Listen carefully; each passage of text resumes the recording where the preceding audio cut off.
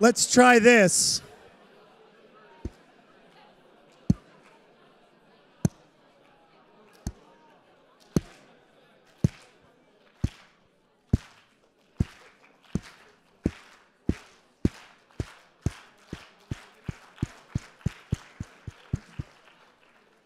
So, thank you so much for coming back for today's final session.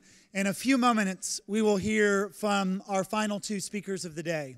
But before we do, one of the things that we want to do is just get a sense of who is still here at the end of the day with us. We want to know where you're from, where you live currently, where you have visited on the continent. So raise your hand if you hail from West Africa. Okay. What about Northern Africa? Okay.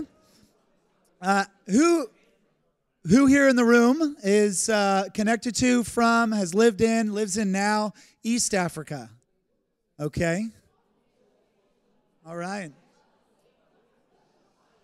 What about Southern Africa?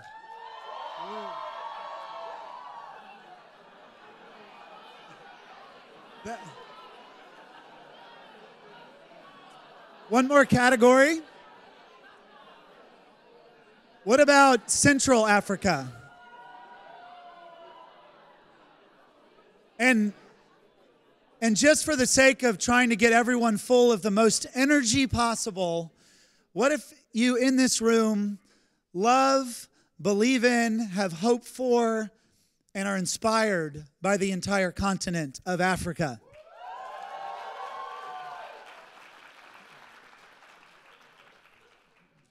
So thank you very much. Now I have the distinct, I'm going to switch microphones.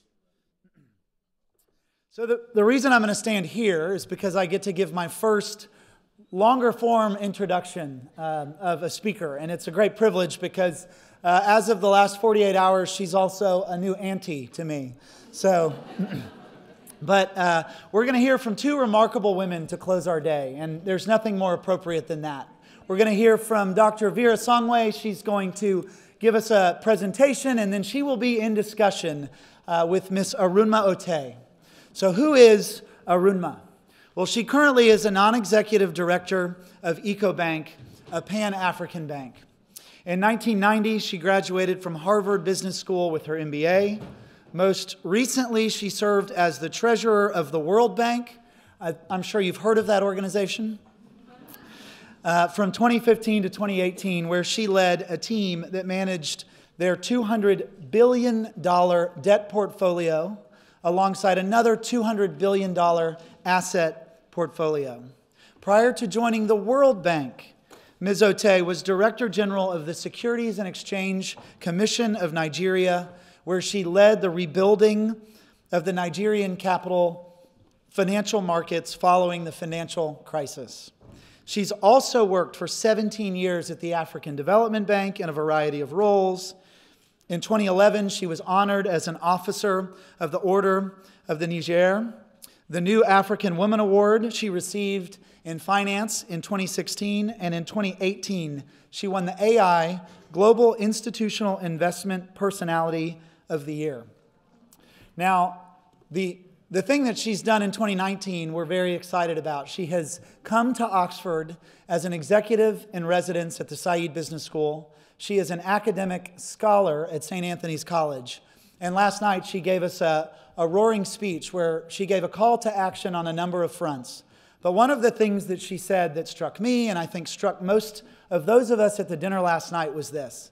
She said that in the world today, there are two great sources of somewhat untapped potential. And she said that is the continent of Africa, and that is women. And so I think with that idea in our minds, let's welcome Ms. Arunma Ote to introduce our next speaker.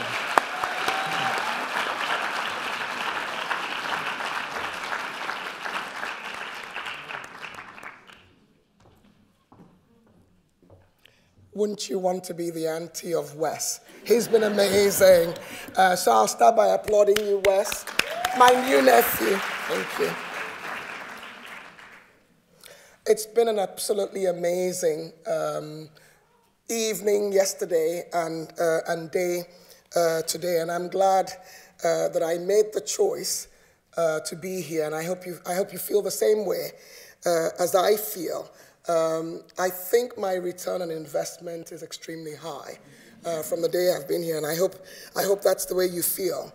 I'm honored that I get an opportunity to spend time, this time, with Dr. Vera Songwe. Usually, we're catching up between 1 a.m. and 3 a.m. when we're together.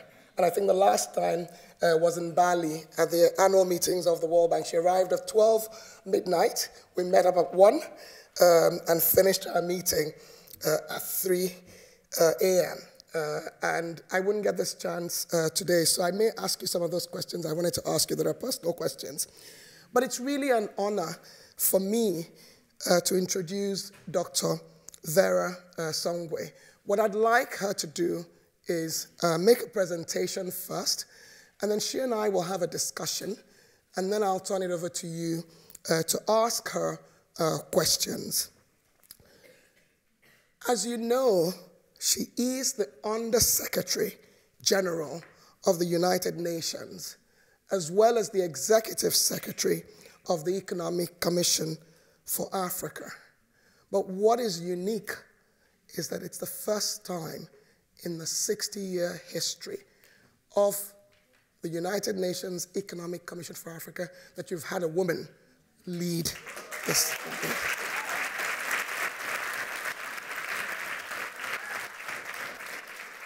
And the reason that she's been able to do that is the variety of things that she's done. And I will be brief because I may spend the time talking about her.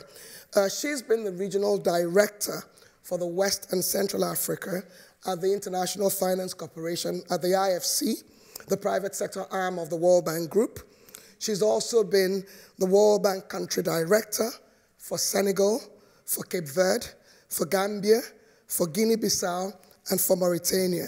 She was also advisor to the managing director of the World Bank for the Africa region, for Europe, Central and South Asia.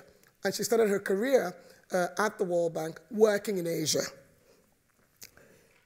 So if you want to hear about what are the different economic models, what works, what didn't work, she's probably the thought leader on those issues, given the variety of things that she did at the World Bank.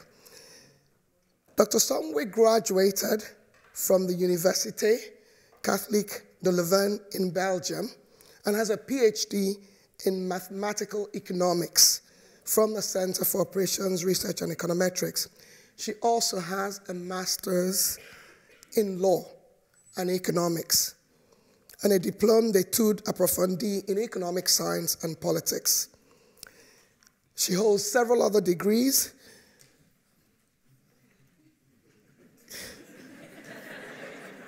I know. So I'm going to stop there and tell you that she is listed on Forbes. She was listed in Forbes in 2013 as one of the 20 young power women in Africa. And forgive me, Vera, if I say that she's also the youngest person that has ever led the Economic Commission of Africa. She's also, the African Business Review named her in 2014 as a top 10 female business leaders in Africa. In 2017, the New Africa magazine named her amongst the 100 most influential Africans of 2017. Last night, some of you who were at the event remembered that I mentioned two legendary African women, Queen Sheba and Hypatia. I'm sure you will agree with me by the time you listen to Vera Songwe that she's both a Hypatia and a Queen Sheba of our time.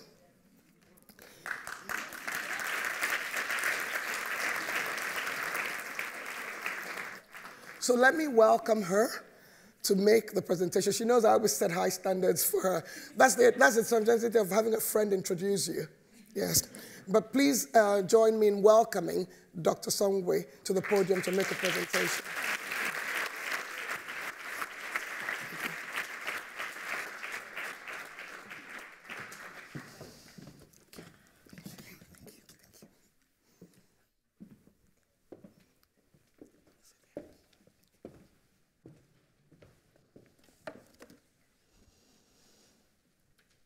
Good afternoon.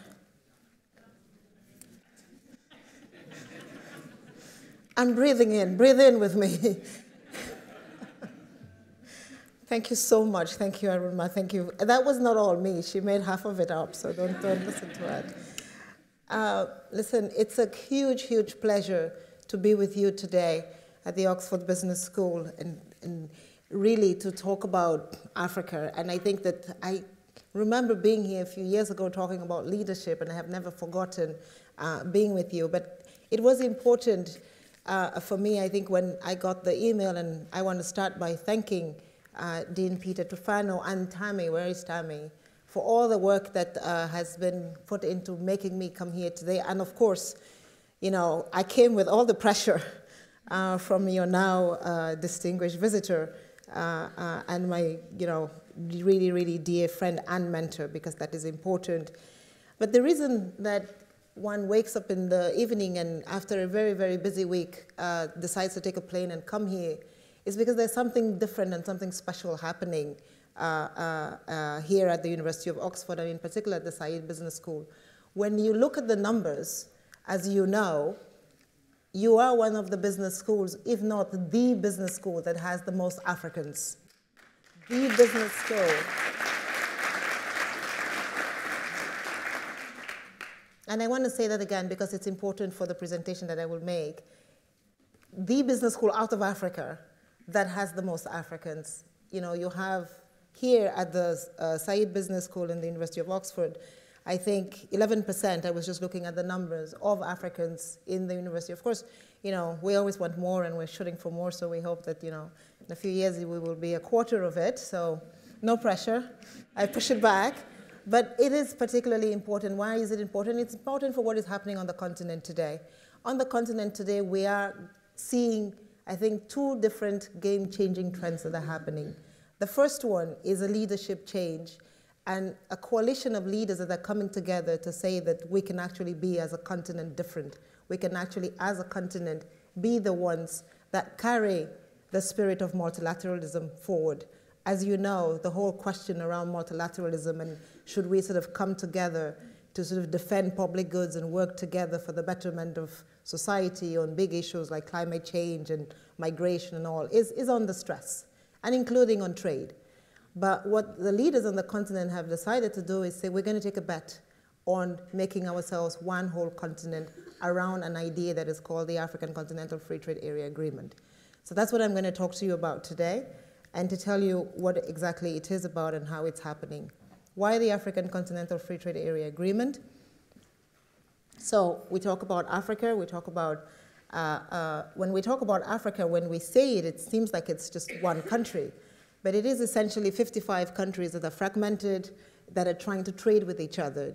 This first slide just shows you a little bit the challenge of doing intra-Africa trade on the continent versus if you were in India or China or one of the larger countries. We have over 50 countries on the continent. We have 15 countries on the continent whose GDP is less than $5 billion, which is roughly, you know, 1/7 of your GDP here.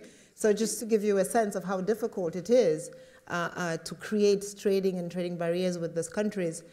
Businesses face about 6.1% tariffs, and we have about 107 borders. If you take a country like DRC alone, DRC has 9 countries bordering it. So, you know, you have to sort of have trade regimes with all those countries just to be able to trade in one. So 20 years ago, our leaders, actually, when you go backwards in time, Haile Selassie actually did say that Africa should integrate. So this is, you know, time of the independence, and I am really honored to be sitting at the Economic Commission for Africa today because he made that speech. At the time, there was no African Union, so he made it in the building of the Economic Commission for Africa. If ever you're in Ethiopia, you should come and visit Africa Hall. It has a picture of all the leaders who were there at the time, 23 men. I'm hoping that... So export diversification and growth. Why do we talk about trade? We talk about trade because we believe, and this is a little bit the discussion that is happening today in the news, and I'm sure you're looking at the news. If you looked at the news yesterday, I think that exports from China towards the United States dropped by about 3 billion, substantial amounts because of the trade war and, of course, the currency war that are going on. These are important numbers for the continent. And because there is this huge debate around trade, people are saying, you know, why is Africa building a free trade area when the rest of the world is saying, you know, let's come together, let's close in. That is because we have done a lot of studies that show that, you know, the spirit of the idea of trading with each other, which was the spirit that pushed a little bit, you know, the WTO and the growth in East Asia in particular, was to say that, you know, trade actually builds nations, trade creates wealth, trade adds value. And the continent has not been able to do that with itself in particular. So when you look at sort of diversification and what's going on the continent in terms of export diversification, both in terms of commodities, but also in terms of countries with whom we trade, we haven't done as well. And so what you see is between 1990 and 2014, we had a lot of countries that were diversifying their trading, but Africa didn't do as much. We have Senegal, Rwanda, South Africa, Mauritius, actually Uganda is also on that list, that succeeded in doing some amount of trade diversification, but not as much as we would like. More importantly, when you diversify, and this is a comparison, I don't know if it comes out well, yes it does, on your screens, we try to compare, and I did a paper recently, last year, actually, which comes out in the Brookings Institution, where I showed sort of the speed and the rapidity of export diversification in East Asia compared to the continent. And some countries, like the country of one of the biggest countries on the continent, actually the two biggest countries on the continent, both South Africa and Nigeria, when you look at them, are actually losing in export diversification. So they are not trading as many goods as one would like them to do. But it's okay if you're losing on the export diversification part, if you're intensifying on quality and value addition. But they're not doing that either. And that is the problem. And so you have a lot of the countries on the continent that are not neither working towards better export diversification of their products, export diversification of their geography, or improved quality of the goods that they are producing. And so we started trying to understand what is happening and why is that, why are we not doing as well as East Asia? Because of course, the sort of growth miracle of the world, and somebody that I respect a lot as a mentor, Homi Karas, wrote this, the East Asia Miracle, and the quality and diversification of East Asia was both on the good side, but also on the quality of the goods. And I'm sure most of you have read Ricardo Hosman's book also, and Danny Roderick on sort of, you know, whether you want to move towards the productivity frontier with one good and increasing intensity and value addition, or you want to diversify. Now on the continent, we're doing neither of those. And what you see here, and as you go up on the graph, just so that we can read it better, is basically in terms of export quality, as you go towards one, your quality is improving, and as you go away from one, your quality is decreasing. In Africa, for a whole period, we actually were decreasing in product quality. So there was, and that is precise, that was the period when, you know, first of all, running up to the HIPC arrangement. So our institutions were weak, our private sector was weak, and so all the institutions and all the manufacturing that existed during independence was being lost. And I think that's a little bit the whole process since 2002, where Africa is now trying to rebuild this manufacturing base and the services base to come back to a period where you get into better competitiveness and also integrate global value chains. Why is the intra-Africa trade so important as we have when we go from this base? Why is it that we don't talk about, well, let's just integrate the world? And of course, many African countries have signed the WTO and we are trading with the rest of the world. Why the focus on saying we need to trade first with ourselves? There's two reasons. When you look at what we do when we trade with the rest of the world, it's the first circle up at the top, 70% of our trade with the rest of the world is on extractives. Only 30% of our trade with the rest of the world is on industrial goods or services. When you look at what we do when we trade with ourselves, 40% of our trade is on extractives, and 60% is on actually manufacturing and or services industry. It's okay when you look at it just like that, and you say to yourself, okay, yeah, that, you know, they're trading more manufactured goods with themselves, but what does that do? We have done a lot of analysis at the Economic Commission for Africa and myself a few years ago that shows that when we trade with ourselves, we actually add more value, we create more wealth, and we create more jobs. And most of you have heard about jobless growth because of the commodity exports. The 70% that you see with the rest of the world does not create as many jobs as the 60% when we trade with ourselves. And that is the secret of why this is an important issue, is that as we talk about the youth, and we know that we're going to have 16 million youth, and in 10 years, 160, 120 million youth who are going to need jobs. You all are going to create your own businesses, and you're going to need to hire people. And we believe that part of it is going to be because we are trading with each other, and there is better intra-Africa trade. So that is the secret, really, of the AFCFTA, is to say, we talk a lot about global value chains, but before you integrate global value chains, we want you to integrate regional value chains, and it's much easier to integrate regional value chains. And as a matter of fact, as we integrate regional value chains, the value added that we get when we then export is much higher. So I give you an example. If you were producing cotton in Niger and then you were selling it to Ethiopia that then produces the material and then sells it out, we have actually added 2 pieces of value addition before we get it out. And so the exports and the net sort of revenue that we get on the continent is much higher than each one of us exporting the raw cotton. So what we're doing as we break down the barriers on the continent is to first of all allow for that space for regional value chains to become effective. On the drug space, today Kenya has the capacity to produce a lot of drugs. Egypt is producing drugs, but each of them do not have the reactive agents. We send them out of the continent and then we bring them back in. Why don't we do that and integrate those value chains on the continent first, create jobs on the continent? Today, we import about $14.7 billion worth of drugs from outside the continent. If you look at that in terms of job creation, it's about 6 million jobs for the continent that we're losing. This is why the CFTA is important. It is really about getting to that point of prosperity for the continent, and the numbers show that we can do it if we work together on that. Hence the momentum on the CFTA. Many of you must have read The Economist that just came out this week that is showing you a little bit about trade patterns on the continent and what's going on. This is just to show you a little bit of the dynamics on where our trade is going and what will happen if we decided to start creating and integrating regional value chains before you go into global value chains. Of course, as you see, we are trading a lot more. The rate of growth of our trade with China, for example, is 226%. But a lot of it is just commodity trading. So we have gone hugely. So the positive is that we have understood the market. We have entered the market. And these were markets where hitherto we were not in. So we are in large markets now. We are in China, we are in India, we are in Turkey, we are in Indonesia. These are huge population markets. So that's the plus. The negative is we are in those huge population markets with commodities. So the learning curve of getting into the market has happened. Now we need to take a step back and say, can we get into them with value-added goods, with value-added services? And the answer is yes, if we are able to effectively make the CFTA a reality. And that is why there is such huge momentum, because we do not worry. We believe that if we were able to do this, then we would eventually be able to reap the demographic dividend of the continent that we talk about.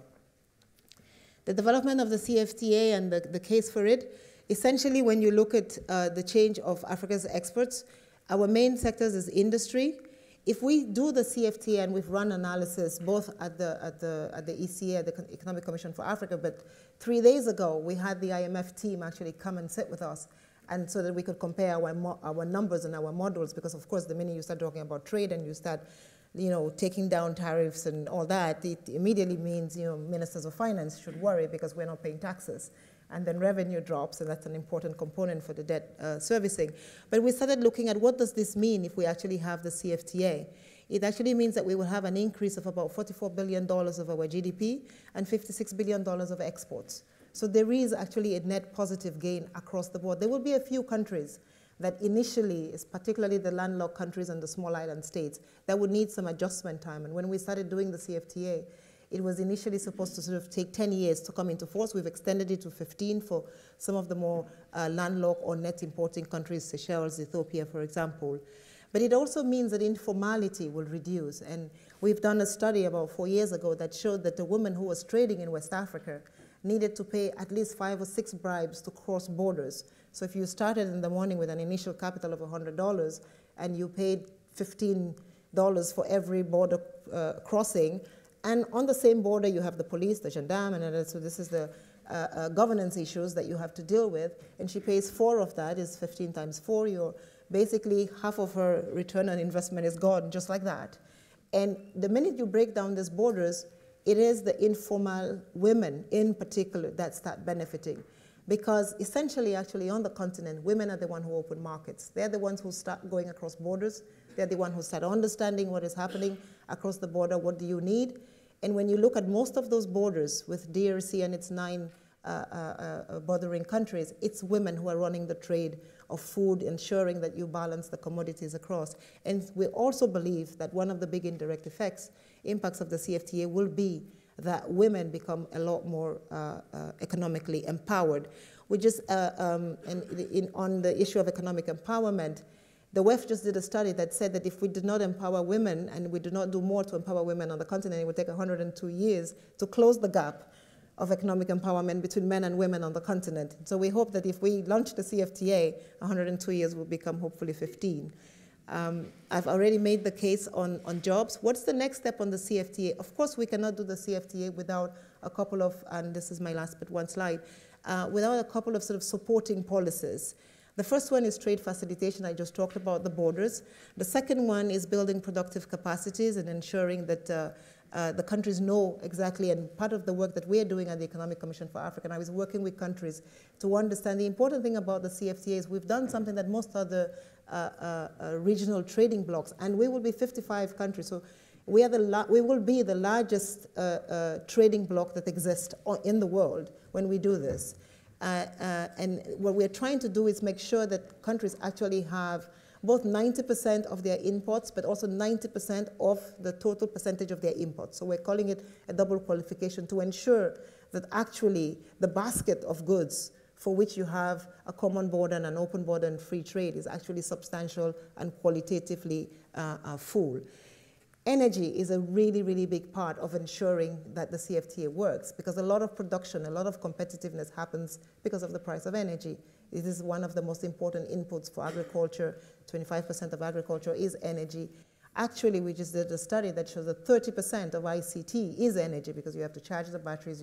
So even in the services sector, you do need energy for this to happen. So we are also focusing on creating that enabling environment to ensure that we can actually trade. Finally, at the end of this year, or early this year, February, the African Union has asked the heads of states of the continent have asked the Economic Commission for Africa and the African Union Commission to work on how do you harmonize the digital space for the continent. Because, of course, a lot of the trading that will eventually start happening will start happening on the digital platforms. And essentially what we don't want to do is say that we break down physical borders, but then create virtual borders because the different platforms are not talking to each other. In addition to that, we have about 500 million Africans that do not have identities, which means essentially that they cannot participate actively in economic activity, and even when they do, it's not sustainable because eventually they cannot get a bank account because they have no identity. So one of the things that we have just recently done is we've launched ECA Digital Center of Excellence, which is chaired by President Kagame and the Prime Minister of Ethiopia, Prime Minister Abiy Ahmed. But it also has the former CEO of Infosys, which is the ADHAR program, which is the program in India. Hitherto, India was the continent with it was the country with the largest number of people without identities. And the ADHAR program happened, and they were able to register almost 750 million people in the course of 4 years, and then Africa became the continent with the largest number of people without identity. So since we have the ADHAR program, we're working with them to see how quickly, and maybe we can do that in half the time. And just imagine if we were able to bring those 500 million more people, maybe let's say 30% of them are active economic agents, into our economies, the benefit that that will have, both in terms of jobs, but just in terms of creating prosperity and adding value to the economy. So these are some of the adjourning things that we're doing. All this will not happen if we do not have you, the private sector. So essentially, what we are doing around the CFTA is really beginning to create an environment so that Africa, we've always said Africa is open for business. Africa continues to be open for business. But with the Free Trade Area Agreement, we open the whole of Africa in one go for business for the private sector, because then if you come to one country, you actually have 1.2 billion people as the market ready for you. So as part of that process, we're working really hard to ensure that we start doing better than we're doing now. Today we have at least 5 countries every year in the last 6-7 years in the top 10 of the doing business that come from Africa. What we would like to do is have all the 10 of them come from Africa to demonstrate that the African leaders have understood that ensuring that the business environment is appropriate for you all to come back and open businesses or come and invest in Africa if you're not Africans is going to be I think that's the place where you have the highest rate of return on your investment for sure anyway today. And we hope that when you come back and we're able to attract a lot more of the private sector, we can actually make the CFTA a reality for this generation and for the continent as we go forward. So how many countries have signed so far? We need 22 to ratify. We're at 18. Those are the countries. It will be the protocol of the African Union that will be the fastest to have been ratified. And I think this is the interest in the CFTA, is that we have gone so fast and we're moving so quickly towards ratification. We believe that by the time we meet in July in Niger, which is when we will sort of be celebrating that move, we will get more than 22. And we're working very hard at the African Union, at the African Development Bank, all of us, the World Bank. I think the whole development community has now come behind it, and we're all working very hard to make sure that it happens. You have in your slides some of the protocols. But this really is, I think, one of the biggest game changers for the continent. And I encourage you to keep watching and listening and looking at it, because it will provide the platform that I think for the next decade will define the continent as we go forward. Thank you very much for your attention.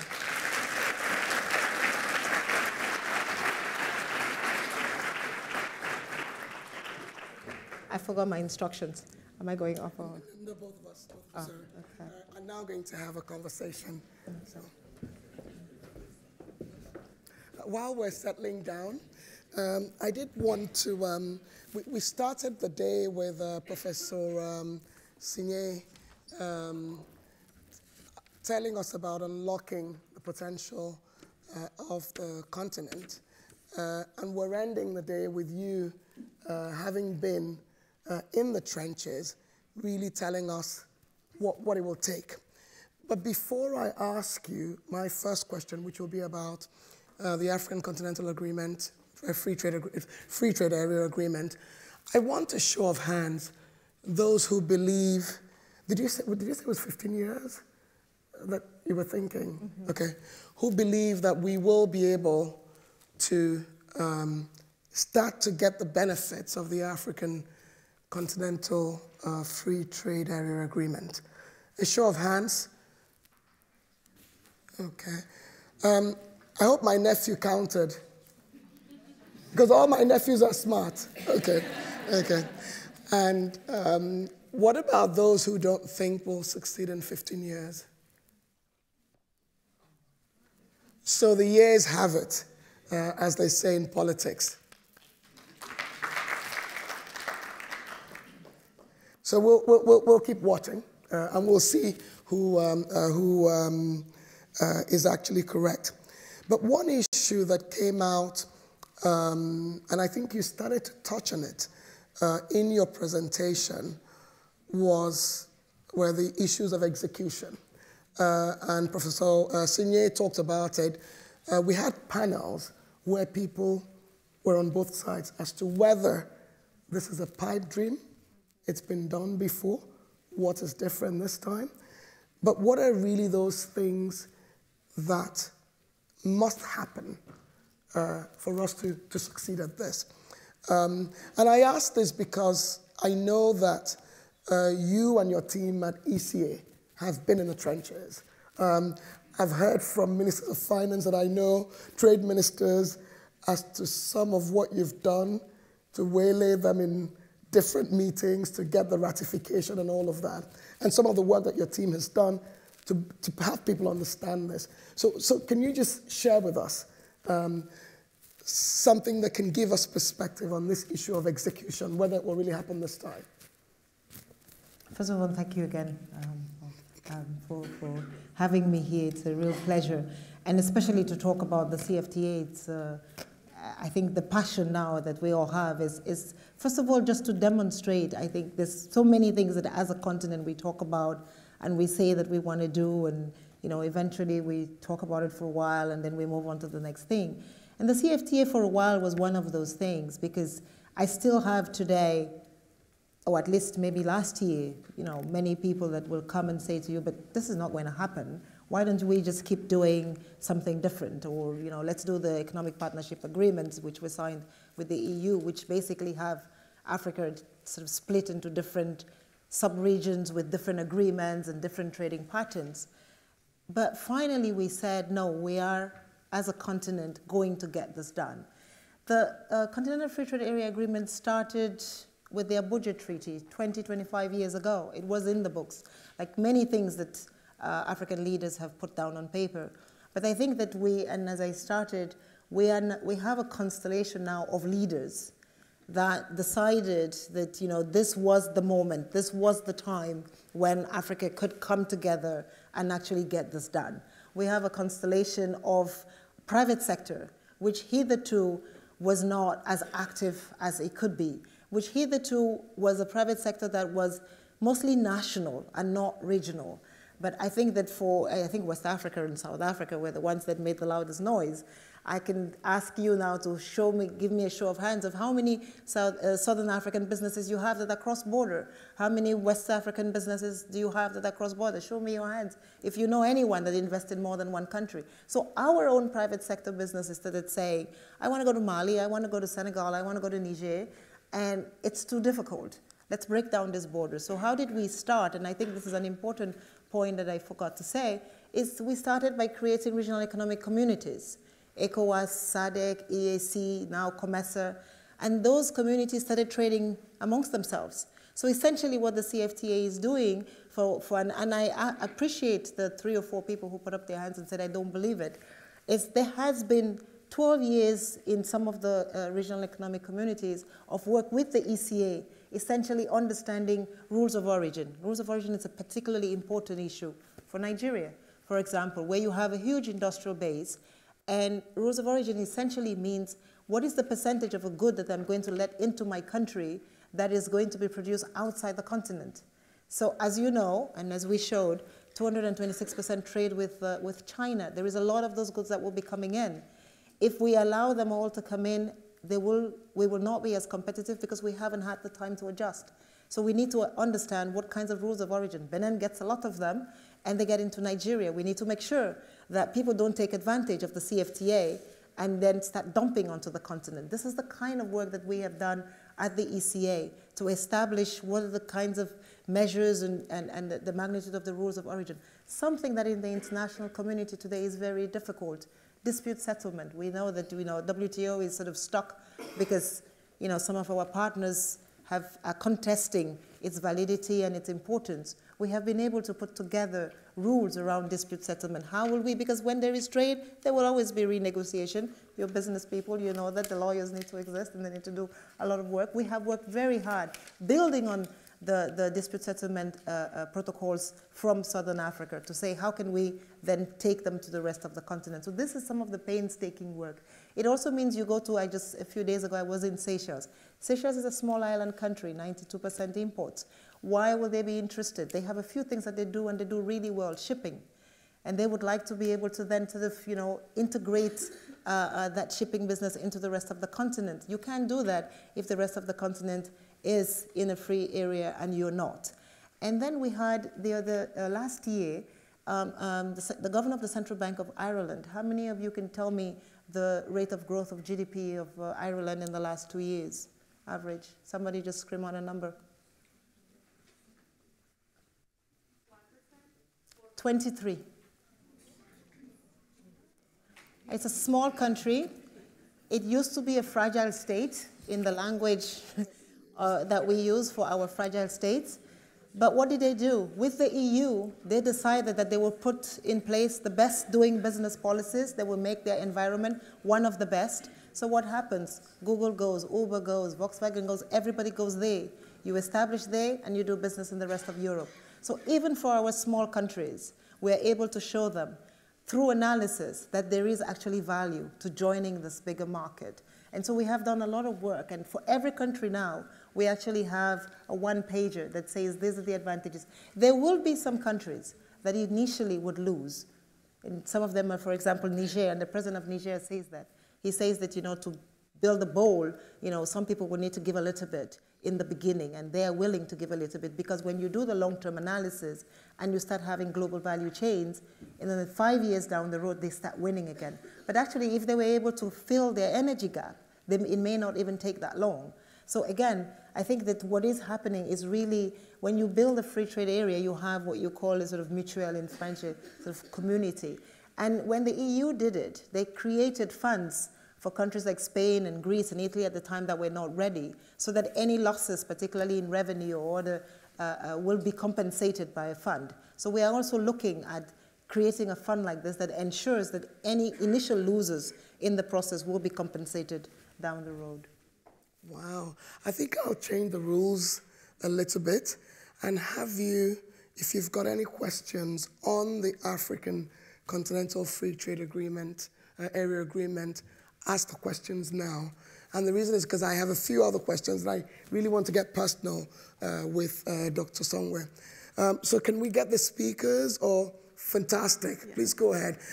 Thank you. And my rule, introduce yourself. Yeah. Hello, hi. My name is Watu. I'm from Kenya, and I also work for the Africa Oxford Initiative. Thanks very much, Vera, for that very informative presentation. I have two very quick questions. One has to do with infrastructure. I know you mentioned energy, but I'm thinking more in terms of the nuts and bolts of taking a shipping container from one part of the continent to the other. Mm-hmm. So, for example, one might be able to take perishable goods from Nairobi to Rotterdam in 24 hours without any problem because the logistics are in place.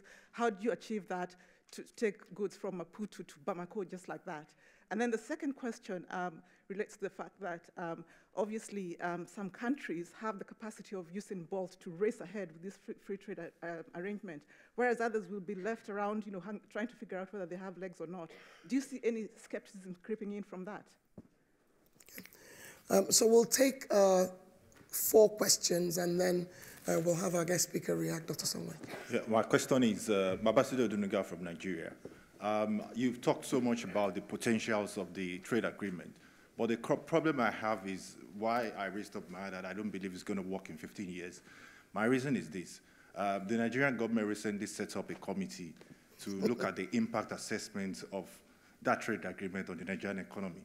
We have so many trade, for example, the Lekki Free Trade Zone in Nigeria, which Dangote and the rest of the other big players are looking into. So I think the worry here is that we don't want to have a country where, or a trade agreement where people or countries will turn another country into a dumping ground, all in the name of having trade between countries. So you haven't really talked so much about the impediments or the problems that this trade agreement will have on some of the other countries. 18 countries have signed. As lofty as this trade agreement is, I would have expected by now, out of the 53 or 54 African countries, you will have had up to 50 of them. As from looking at all the potentials. So you haven't really dealt much on that. A lot of the speakers and panelists since morning. Interrupting my own conversation is that you take over the conversation. So your issues are the challenges, and you're worried about the speed. This is actually the fastest that's been, that we're almost close to ratification. And lastly, you said in July there's going to be a conference coming up. So what sort of agreements or arrangement? You've shown us the statistics, you've shown us the data so far. Well, has there been lobbying? Because this is also about politics as well. And what's the lobbying? Have you lobbied the Nigerian government? Have you lobbied other countries that have not really signed up to you? And which arm of government is going to be... By the way, I'm running a democracy. Babajide is your name. So I need to ask some other people. Lastly. No, you've asked 4 questions.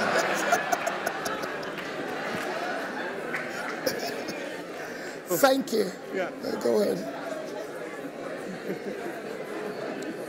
My name is... I'm sorry, and by the way, I like that Prosper is standing because I can see better. Yeah. So please, others, do the same for me. Please go ahead. Thank you very much. My name is Prosper Mukwando. I am a co-chair for the 2019 Oxford Africa Conference that will happen in May 18 and 17. I also study at the Bladvanik School of Government. My question borders around your comment on how critical energy is to the success of this agreement. I've spent the past 10 years of my professional life on renewable energy. Mm-hmm.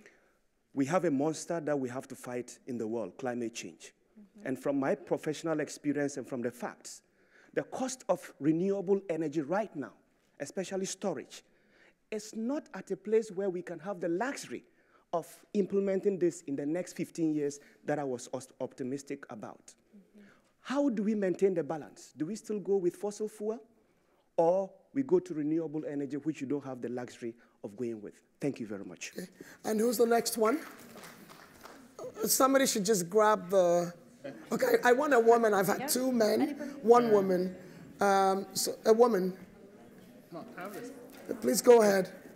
Okay, there's a man who got the... You see, a woman threw the microphone to a guy, so go ahead. If a woman wants to speak, I'm totally fine with it. Go ahead. Okay. No, my question, so it's actually about women, so it's actually quite correlated. I'm very, very interested in knowing your point of view as to how the vision of bridging the diversity between women and men can be executed with the deal, with the free trade agreement. Mm-hmm. Okay. So vision versus execution, which is one of the themes that we mentioned early in the morning. Mm-hmm. Thank you. Do you want me to, so there's the question on infrastructure, the challenges, including lobbying, the politicians, fossil fuel versus renewable energy, and then the final one about what will be the gender benefits of this issue. Yeah. And then we'll have another set. Okay. I'll go through it quickly, but we can always, so on the first question, I think I talked about the CFTA, but alongside the CFTA, there's a number of other things that we are also doing on the continent. One of them is called the Single Air Transport Market, which we just passed the protocol on. And that essentially, and I love that question, because when you talk to the CEO of Ethiopian Airlines, and Ethiopia today is the largest hub, it has overtaken Dubai in terms of hubs, so that tells you already that we're there, you know, we're on our way. You have South Africa, and then you have Kenyan Airlines. But when you produce roses in Kenya, you're very right. They go into, so it's $2. They go into Holland. They become $5. And then somebody in Gabon buys them for $50. That's what happens. So we are saying, why don't you just take the roses from Kenya and directly into Gabon? Before, we had problems with open skies. And so you couldn't actually do that. And part of what we're doing under the single air transport market is precisely that.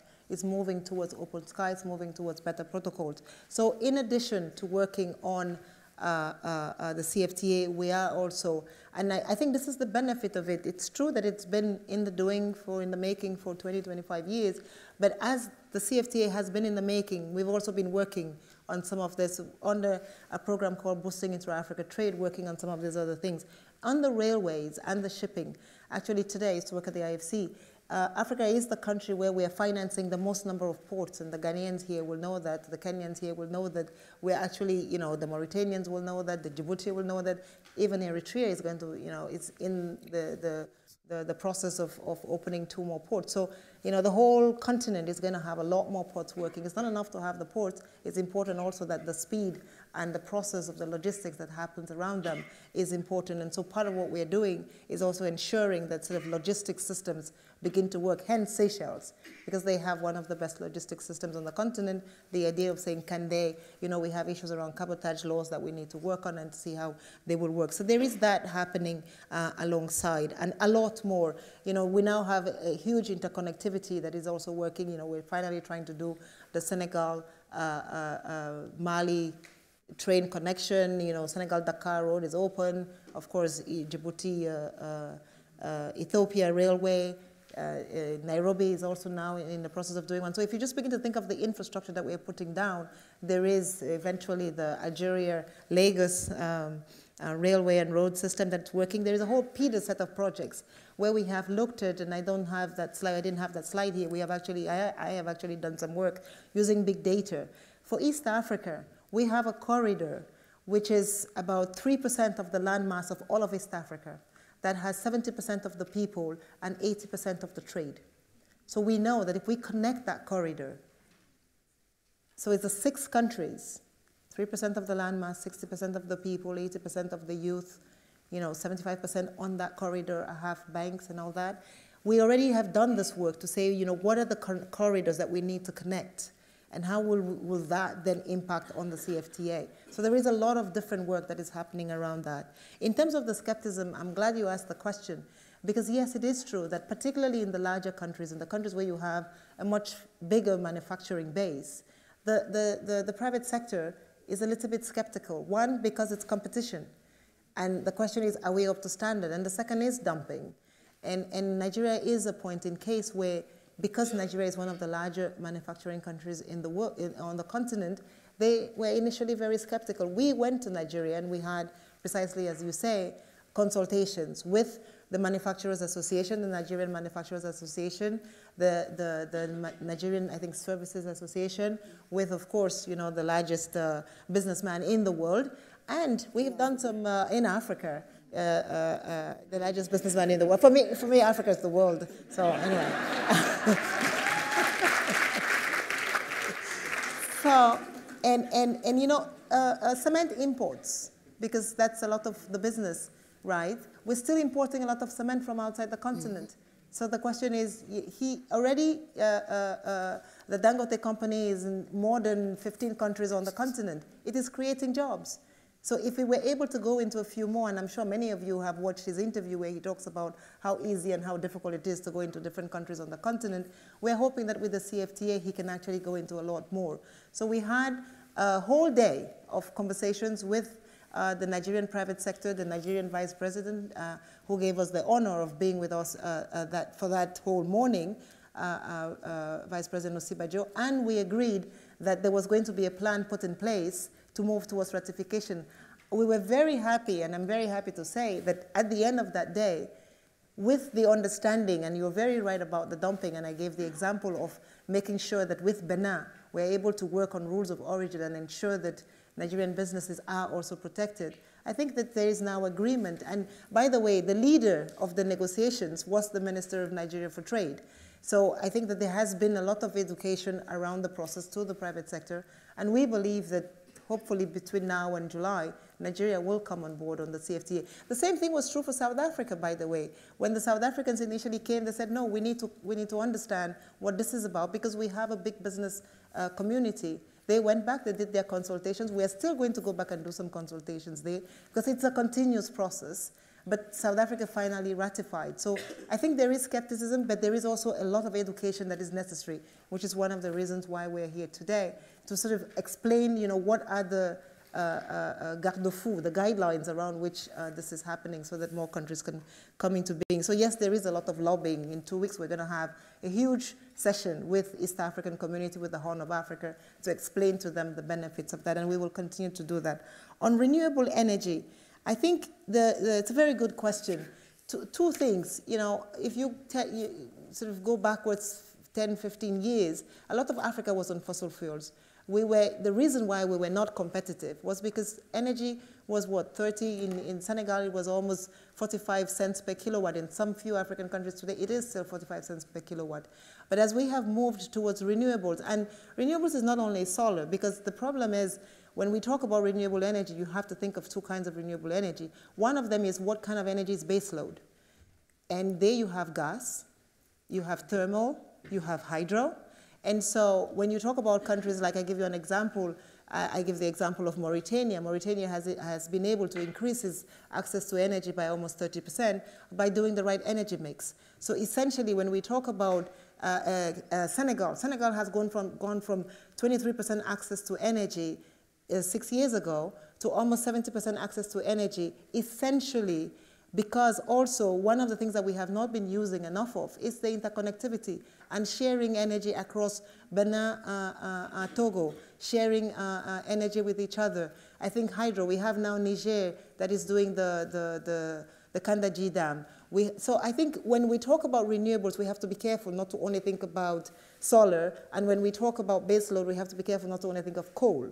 And when I say that, I think of South Africa. South Africa has gone from energy at 34 cents to renewable energy at 4 cents because it has opened, it has diversified, it has brought the private sector in. That's where the business environment is important. Today, South Africa has the lowest renewable, but they are able to mix that with baseload. And so I think that as we do this work, of course, until we can store energy, now we have new technology that can give you LNG for much, much cheaper. So as opposed to having Agreco and having fossil fuels that are 30 cents per kilowatt hour, you can actually have LNG at 12. That already begins to make you a lot more competitive. So I think that it is when we look at this, we need to look at it in its globality. And Kenya is an example with thermal, also that has been able to move from 30% access to energy to almost 75% access to energy with the right energy mix of renewables and base load. That is allowing Kenya to grow and be one of the fastest growing countries in the world. The same thing with Cote d'Ivoire. We can go on and on about countries that are doing those mixes. Now I want to hear about the gender impact of the... Let me go to the gender impact, the visions, and the execution. I think three things, and I started by talking about it. One of it is that most of the small and medium enterprise on the continent is essentially women, but more importantly, trade in agriculture. And for a very long time, 80% of rural women in Africa are in the agriculture sector. They are the ones, as I said, that open the borders, that are ensuring that this trade happens. But they've not been able to do it for many different reasons, some cultural, some just because of distance, some because of governance. If we're able to combine open markets with digital platforms and the logistics that works, then you can sit in Malawi and sell your maize to somebody in northern Nigeria without having to leave your home. And this is precisely what is going to bring the women and give them. I used to work in East Asia, as you said, and in Afghanistan, we remember visiting some women in Bamiyan province.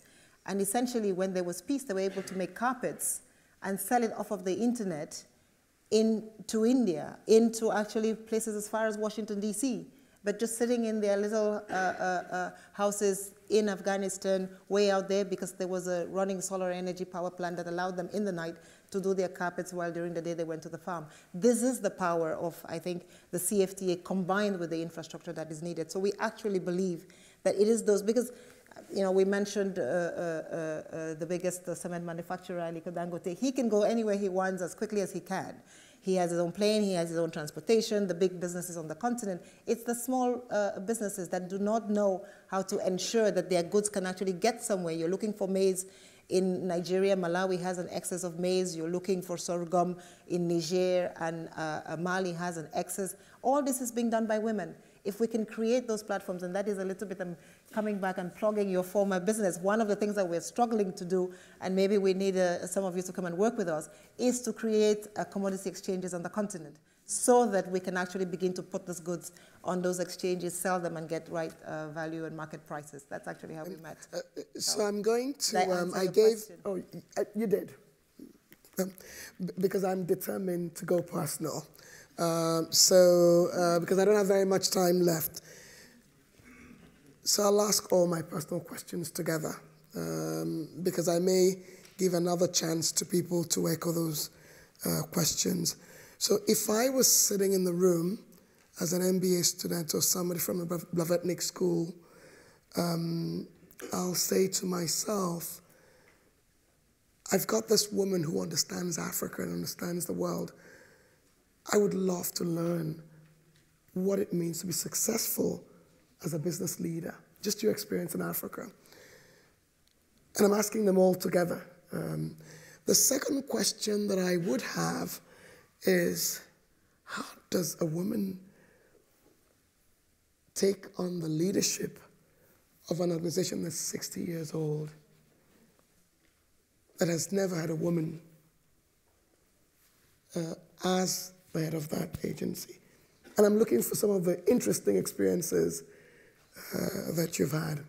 And I'll keep my last personal one to ask you, or maybe I'll ask it because, no, I'll ask it now, because I know her family is a no-go area, so I'll ask it up front. So my final personal question is, I've known you for many years. I know your family. You have an absolutely amazing family, and you have an amazing career. As a man or woman, if I was sitting there, I'd be wondering, how do you do it all?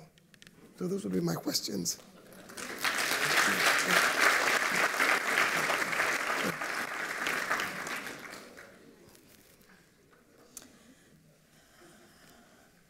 So, number one, I think on the question of the organization, I don't wake up in the morning, I think, sort of thinking, oh, I'm a woman who's going to run an organization. I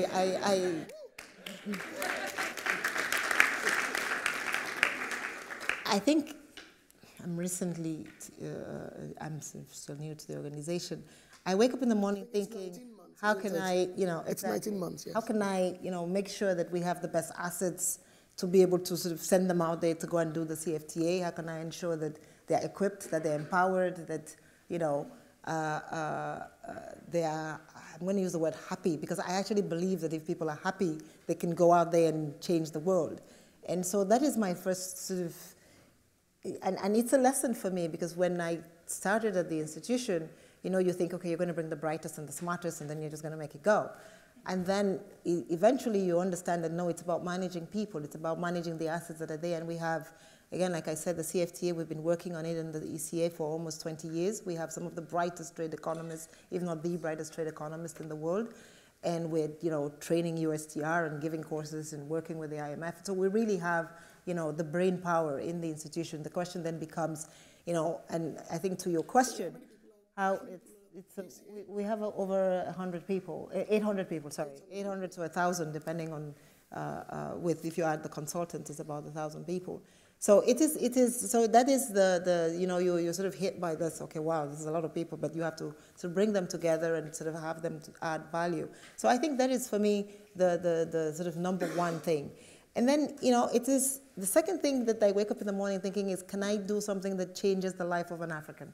Can I do something that, you know, all of us, when we wake up in the morning, as I just told you, 500 Africans without ID, you know, every 15 minutes an African woman dies in childbirth. There is this number of them that are FGM. There's just so much that you know, access to energy. We have, you know, 560 that don't have, 60 million that don't have energy. So the sort of the magnitudes of some of the problems are just so heavy.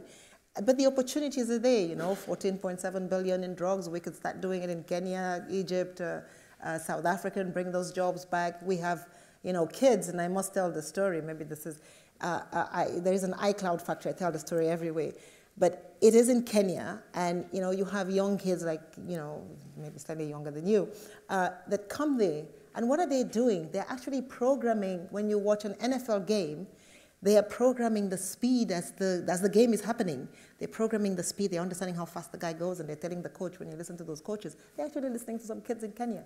They are programming driverless cars in California. It's called the iCloud factory. It's the future. And that is then you think, why is it only happening in Kenya? Because only 27% of the Africans actually have access to high-speed internet that can work, so we need to do more. Those are the things that I wake up in the morning worrying about. But then, you know, it hits you when you sort of go somewhere, then people look at you and they're, oh, okay, she's a woman.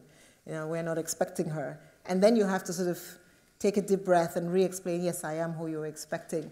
And then they then also take a deep breath and say, oh, okay. And then immediately they ask you a very difficult question, or they try to ask you what seems to be a difficult question because they don't believe that you can answer the question. So you get a test as soon as they decide that you're the one, actually. You get tested. Yes. And so I think that when I wake up in the morning, I know that I'm going to be tested, so you're prepared to be tested. And you leave your day waiting for that test to come and go, and, you know, hoping that you pass it. And then once you're done with it, you know, you go ahead, because it's a learning process for, I think, both you and the person that is asking you. And part of that, I remember, I give a little bit of a story. I was in a country that will remain unnamed, and I walked in, and they were waiting we had called for a meeting, and I was early, and I walked in, and the sort of two heads of ministers were there, and I greeted them, and I sat down, and then after, they kept chatting, and after a few minutes, they turned to me and said, so where's your boss? And I sort of said, well, it's me, but, you know, we can wait for a few more people to come. But I think after a while, and the world needs to see, and that is why I think it's important to be visible, because the world needs to see a lot more women. You need to have a lot more women in positions, so that both men in positions of authority do not sort of still feel that, you know, we are an alien species, but that particularly the younger women believe that there is people there, and that they can make sure. And that's another thing that I wake up in the morning worrying about, is that I want to make sure that when I turn around, there is a lot more women sort of behind me, because it's not enough to just be the one woman going ahead. You have to have an army of at least to the power of 100 behind you to ensure that we can close that gap.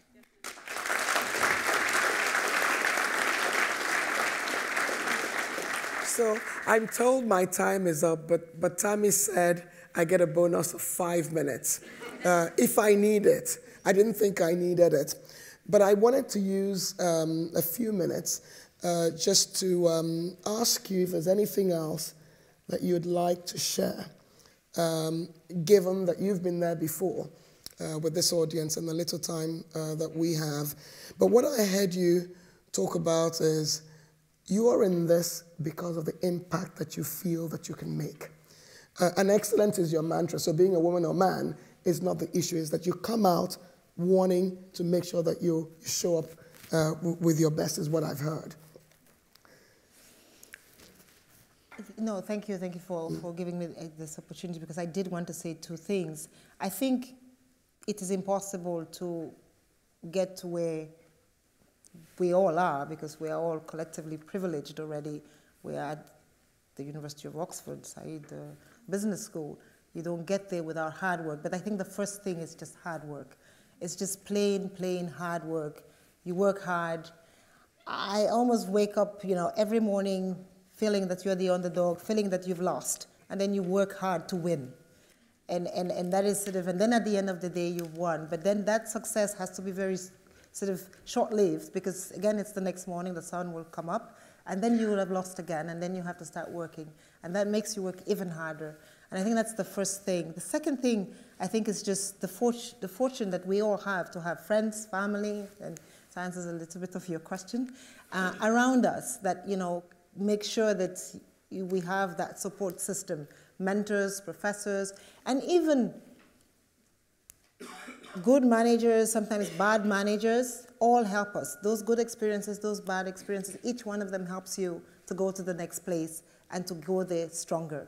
I think I was just telling Dean earlier today that as you were talking to me, I was saying, I am always scared when I go out, because you're always scared of that failure, and then you work like hell to make sure that you succeed.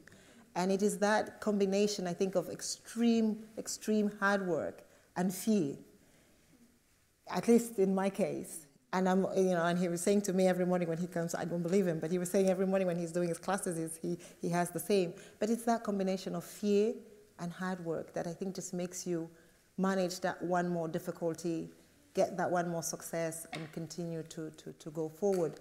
But really, I think it's those three things. It's hard work, a certain amount of humility. Some of it is just luck. You're just there at that time and it happens to happen. But there is nothing, I think, with a lot of hard work, with some, perseverance, resilience, family, friends, support system of the people that you have around you, and then some good mentors. I've had some very good mentors in my life. I've been very lucky, both men and women.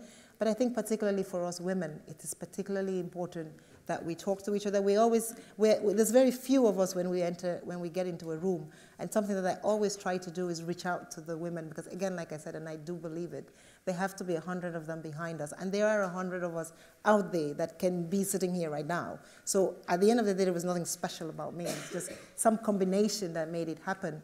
But there is 100 of us that could be sitting here, and we need to find them and then bring them up. So this is my end. So my time is up. I think it's a good note to end on.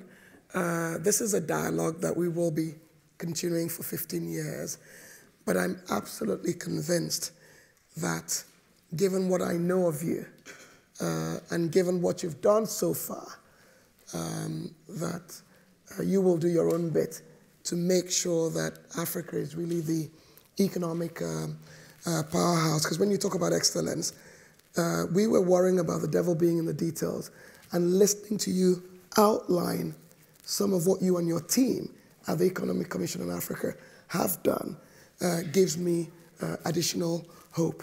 But I know that we have all of us in this room who can be advocates, including Baba Tunde.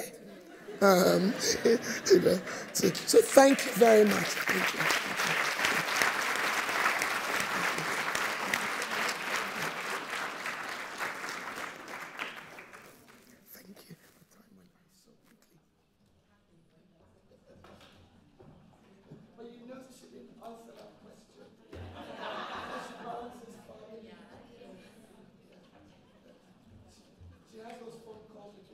3 a.m., so you're doing it on not as much sleep as I would like you to do. I know her husband very well, so I said I will tell everybody that if you want to succeed, you have a good spouse, because she has an amazing husband. Yes.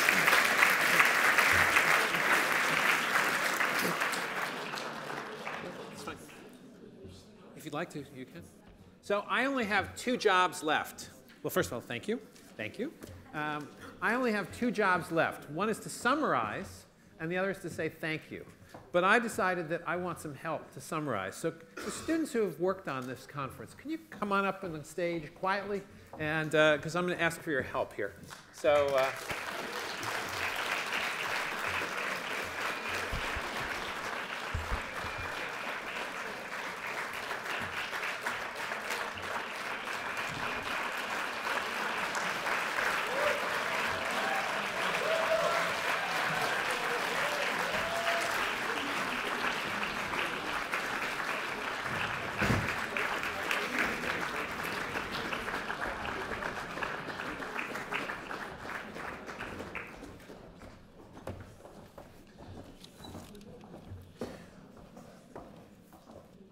Okay, so we're supposed to summarize what we've learned. I have a little summary, but I thought, you know, the thing about Oxford, if you get 2 people in a room, you get 3 different opinions. So I thought we would just do a rapid fire, and this also allows you to see the special people who are here. What's your takeaway from today? So I'm going to start down here. You need to turn that on. All right, please do then. All right, let's start down here, and let's just quick, what's your takeaway from today? Thank you so much. We all write the African narrative based on what we say, especially when we are out of Africa. So let's be careful of what we write. Let's tell the right story of what we want the world to know about Africa.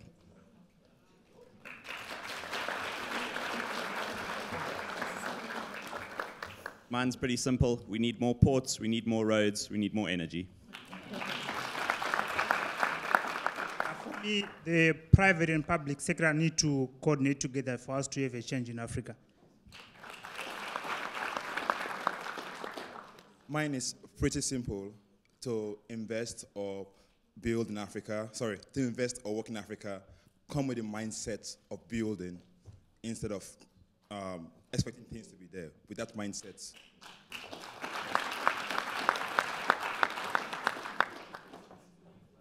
Today, I think what I'm taking away most of everything is just to be absolutely fearless in tackling some of the problems that we have and also see them as great opportunities. For everyone in the room, whichever industry you're in, remember that excellence is your mantra, whether you're a woman or a man, whichever industry. Be excellent. My key takeaway is unlocking the potential of women in Africa. My key takeaway must be that I must be part of that army that sits here one day and moves the agenda of Africa. My key takeaway from session 2 is that Manchester United unites Africa. But my real key takeaway is that if we want trade to be successful, we need to include more women. So my key takeaway is that together we can achieve a lot, and as Africans, we should be one. I know we always want to say there are so many countries in Africa, but really we should embrace that there is one Africa, and we should all work together. A takeaway that I found interesting was that foreign funding doesn't have to be about dependence or colonialism, and I thought that was really interesting, and also Africa is power. My key takeaway is that there are amazing future leaders in this room and throughout the school, and we need to share more knowledge and skills amongst us to take Africa forward. My key takeaway echoed the same narratives in terms of how we create our stories, positive stories around, and sharing the positive successes that we've achieved in the past and also what's ahead of us. One proverb comes to my mind, and it's an African one, that if you want to go fast, you go alone, and if you want to go far, you go together. So to be one Africa to go far. The point about women has been made already, and as the point about working, us being the ones to work. So I'll make the point that of the importance of framing. You come to a conference like today, you perhaps are deflated, aren't optimistic about Africa, and think there aren't a lot of opportunities, but you walk away from a day like today, I think feeling a lot more positive about Africa, feeling a lot more optimistic. And in addition to all of this, I think there's an important part for all of us to play in framing that narrative, and you can only frame it and own it and talk about it when you're part of the solution and building, I suppose, what we're speaking about. Yep. My takeaway is that where joy and hope and growth and strength is found is in building more and more relationships and friendships with your friends who are from many different African countries. I'm going to be very unoriginal and repeat some of the points that have been made. The first is obviously unlocking the potential of the incredible woman on the African continent. And the second is to answer your question with a question, which I mentioned earlier today. If not now, then when? And if not us, then who?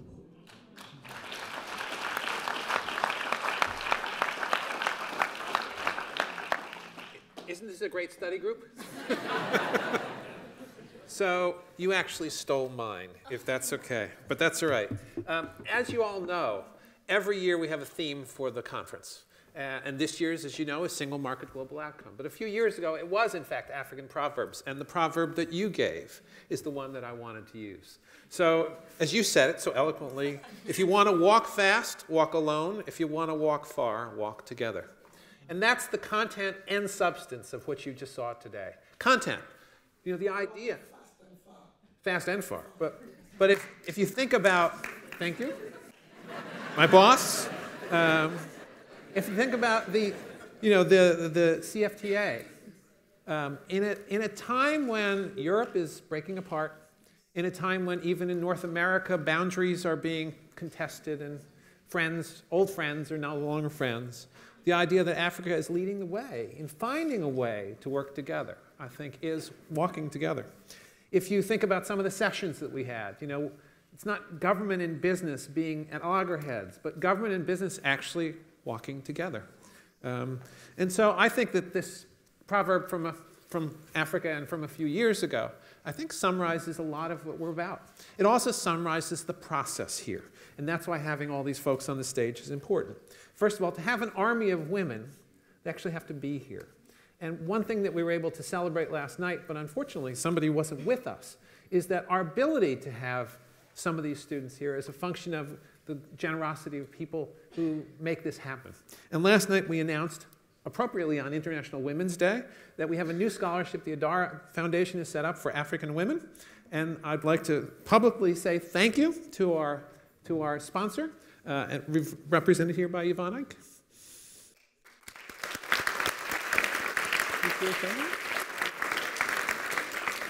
She was.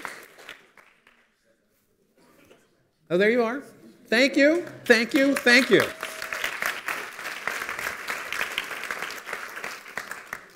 And thank yous is what I'm all about. First of all, thank you to our main sponsors. You're all going to stay for a moment. The Bank of America Merrill Lynch, again, represented by Yvonne.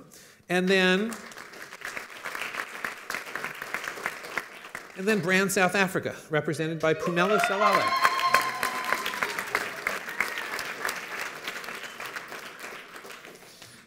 We have a lot of sponsors and corporate partners. It really makes a big difference to us that you're coming here and spending time with us, so thank you all to all of them.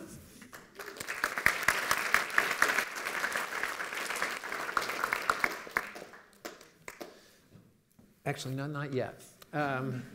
Speakers.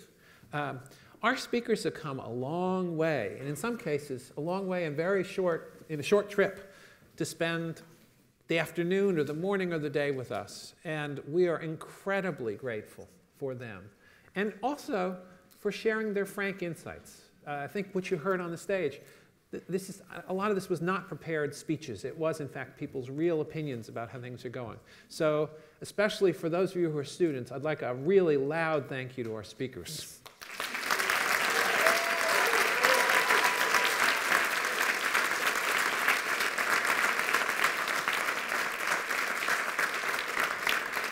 And I should have said that includes last night's gala dinner speaker, Arumna Ota, here. Thank you.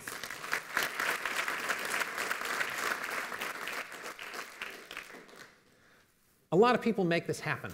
And so there are staff and teams that you never think about. And the staff don't often get up here. But this includes our catering staff, our AV and IT staff, our press and media team, our marketing team, our corporate events team, our careers team, and one more that we never actually thank, which is our development team. Where's Tom? Tom's right there.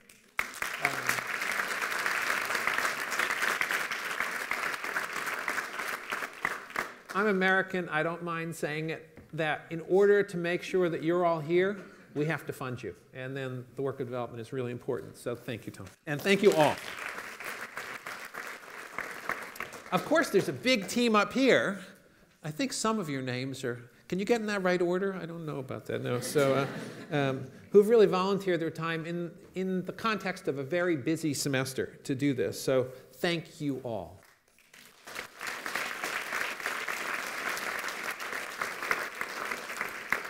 And especially these four who are the working committee. So could you step forward if you're here, Emma? And Chi? And Kudzi? And Nina? Thank you.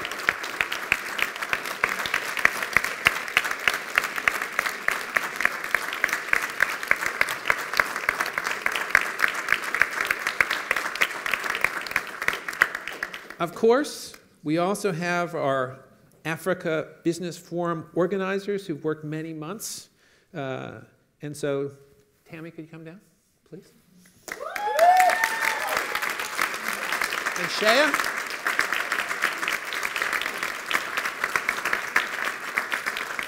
And also Shea? Shea?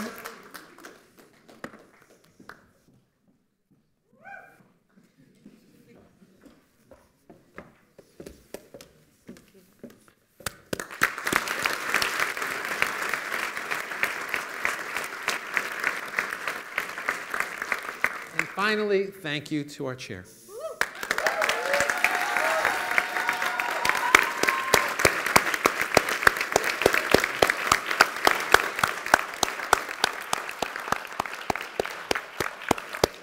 And that's a way to end the conference. So thank you all for coming. We'll be back again next year, but more importantly, we'll be here every single day. And this amazing community will be here every single day, working hard, I might note, on your studies. And that's the commitment that we have to all of you. So thank you all. There's a reception outside. Please join us. And thank everybody for all the hard work that they've done.